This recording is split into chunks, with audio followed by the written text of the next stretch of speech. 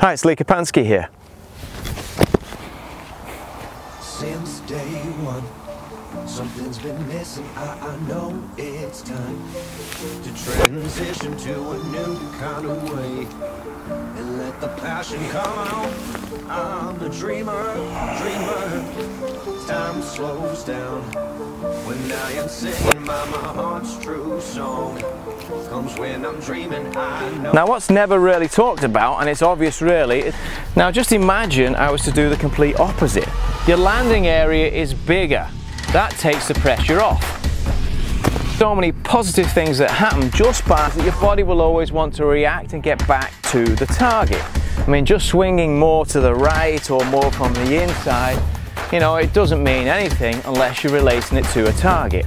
And if the person helping you with your golf doesn't start with a stance check, then back towards the target. I mean, I know I'm going on about it, but it's absolutely massive.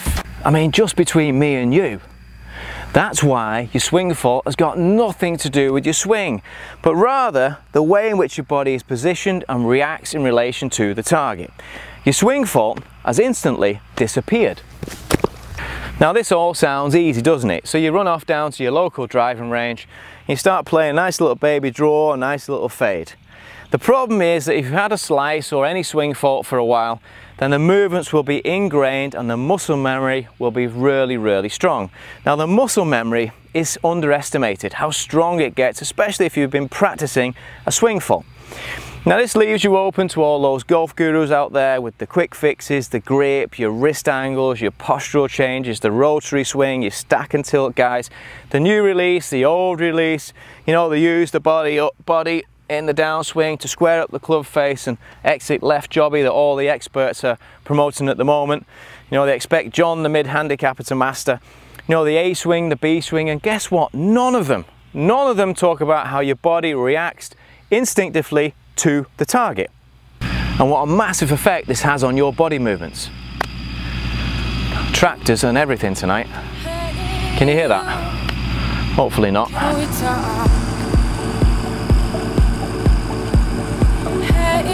The fact is, there's a time and a place for everything. Old school, new school, but it's got to fit you. Do you stand tall, be proud, come on, you're brilliant. Go for it. If you like this video, then please smash the subscribe button. And give my dad a big thumbs up. And hit it like this. Boom! You got it! Explosions! We got it? Boom, explosions! Yeah. Isn't that amazing? That's a cracking shot, that, mate. It's a great shot, that, mate. Straight down the middle. Just to job that. Like, come on, Leo, smash it, mate, come on. Oh, that's a cracking shot, that. Straight down the middle. Now, if I've got a slice, a pull, a top left or left heavy shot, and my divot's the left, then obviously I'm swinging left. It's not rocket science. Now, this is powerful, and this is the secret to correcting your swing fault. All I want you to do is aim left and swing right. You're doing the exact opposite. So I'm aiming at the left edge of the green, and I'm swinging out towards the flag, like this. Or I'm aiming at the left edge of the fairway, and I'm swinging out towards the middle of the fairway. You know, a massive advantage here is that I've just doubled the size of my target, and I've got the whole green to hit, or the whole fairway to hit. You know, if I was to aim up the middle or aim at the flag in the middle of the green and I pulled it or pushed it slightly, then I could be in trouble. Your landing area is bigger. That takes the pressure off. Now, as you can see, I've positioned some clubs and baskets on the ground to help to control you. Now, this is your coach, this is your caddy, this is your team, and this is your strategy throughout the correction process. I mean, you don't have to use them if you don't want to, but I always use these with my pupils and I see some great results. Now, you can check out my video, Build Your Own Golf Swing, which goes into detail how these controls work and how they can really help to improve your golf. Now, during the correction process, I always recommend that you use a tee.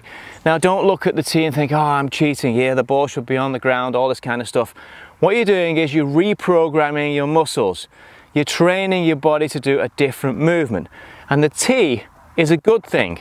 It helps you to forget about the ball is on the ground or whatever it is you're thinking about to try and get the ball into the air. And you're learning a new set of movements, a new set of dynamics, the tee is a good thing.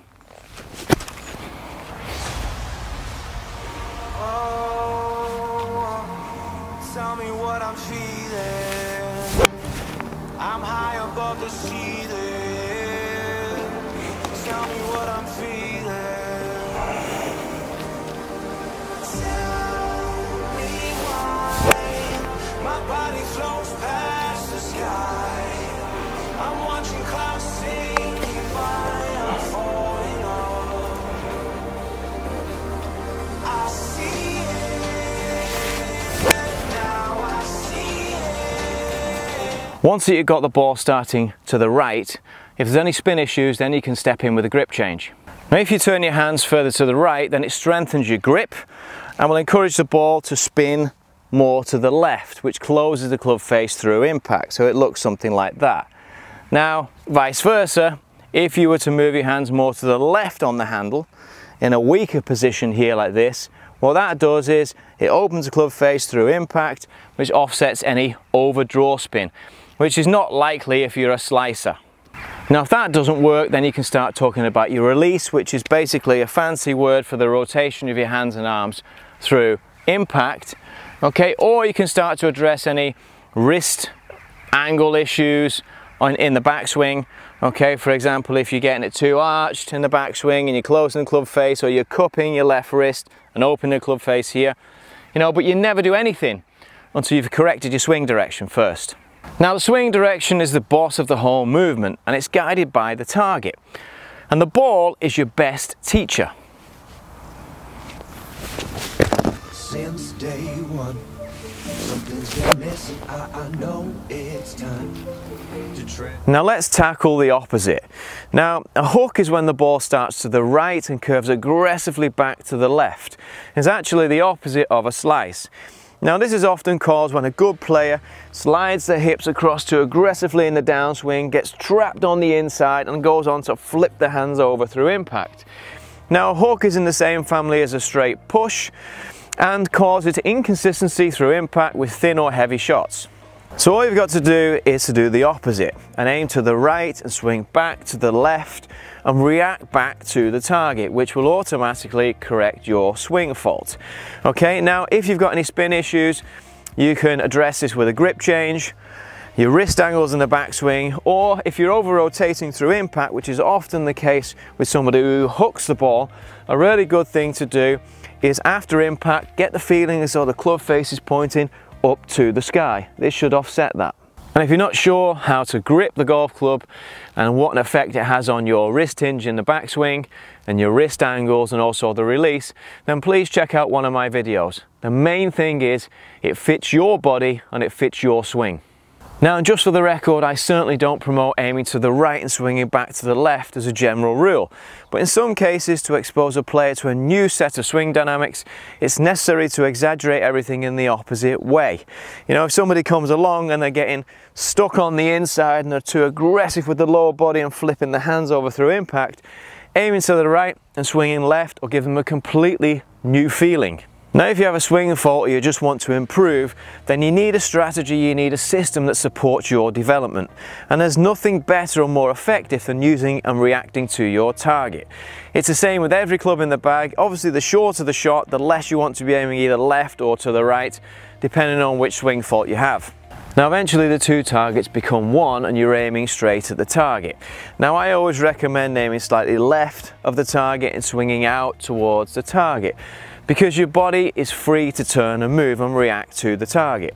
I mean, if you think about other sports or throwing a ball, for example, if you stand like this and you throw the ball like this, you're blocked. If you play tennis and you do this, you're blocked. Football, you do this, you're blocked. Now you think about football, you know, the player's always got to be in front of you. As soon as it goes behind you, you're gone. Tennis, you stand open to the target and you hit out towards the target. Same thing as rolling a ball. You would never do that, you just do that. Plus as well, you're less likely to suffer from golf-related injuries that are caused by a simple swing fault that disappears once you learn to align yourself correctly and react to the target. A massive mistake in my mind that many make is they get things out of sequence. What they try and do is they try and correct your slice by closing the club face at address, via using the grip or using the release through impact, or they start messing around with your wrist angles in the backswing. Now the first step in the correction process is to correct the swing direction in relation to the target, because if the swing direction is wrong, then it doesn't really matter where the club face is aiming, does it? Also as well, if the swing direction is wrong, then your body will be blocked, your rotation will be blocked, so it doesn't really make any sense. Now the second step is to gel together the corrected swing direction together with the club face and addressing any spin problems with a grip change, hand and arm rotation through impact, and wrist angles in the backswing. Now the third step in the correction process is to get the body involved, because it's now you're free to turn and move and react to your target. It's here that you can really start to see more consistency and a greater amount of power and club head speed.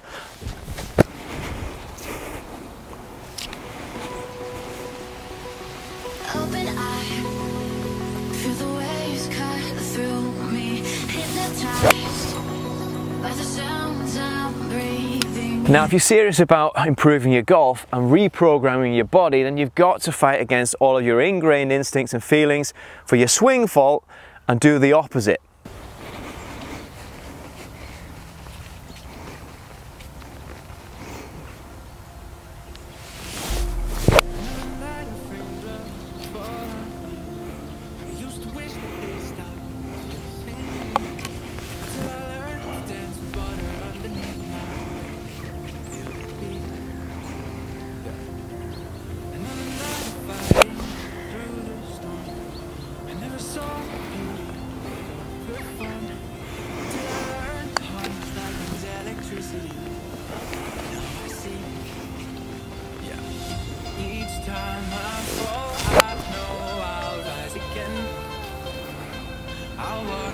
Now the funny thing is, you don't have a swing fault. It's a stance problem.